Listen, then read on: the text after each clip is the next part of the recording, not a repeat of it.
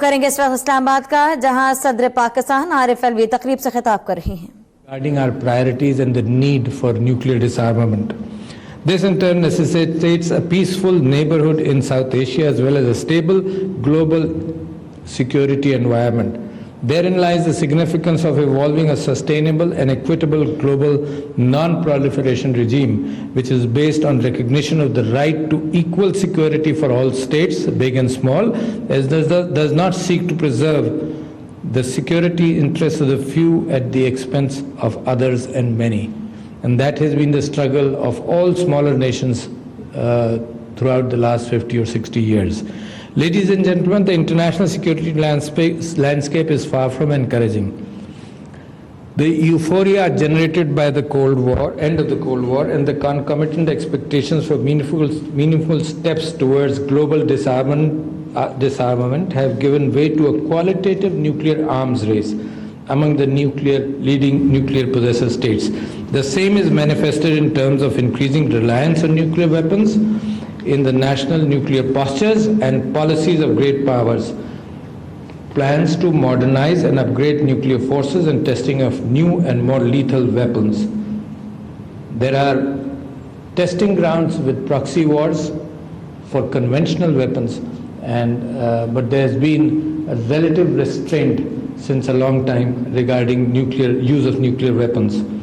Old conflicts continue to fester, and therefore the need for improving offensive weapons as well as defensive weapons. The United Nations, I think, is a good organization where regional conflicts can be looked at, but unless there is an even and balancing attitude in the resolutions of the United Nations and their implementations, the conflicts will continue to flare up.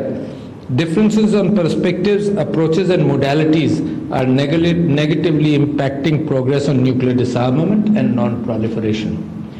Double standards and exceptionalism are undermining, and I'll come to that later, are undermining the credibility of the non-proliferation regime. As a result, the global non-proliferation regime has come under increasing stress.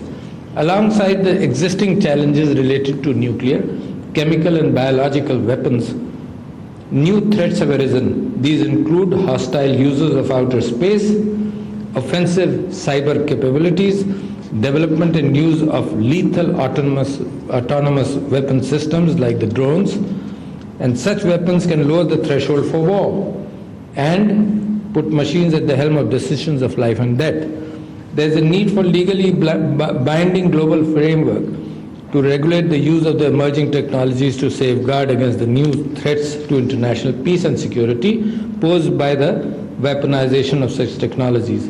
I am an ardent reader and I follow articles, though not as thoroughly as my friend Dr. Mazari may be, because she's an expert, but I do.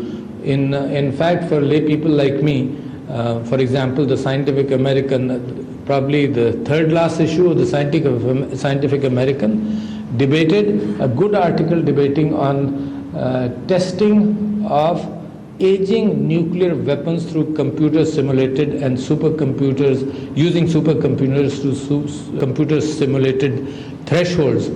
The need for actual testing has gone down, but that means that more weapons are. सदर पाकिस्तान आरिफ अलवी तकरीब से खिताब कर रहे हैं, जहां उनका कहना है कि पाकिस्तान दुनिया में जौहरी अदम फैलाव का हामी है।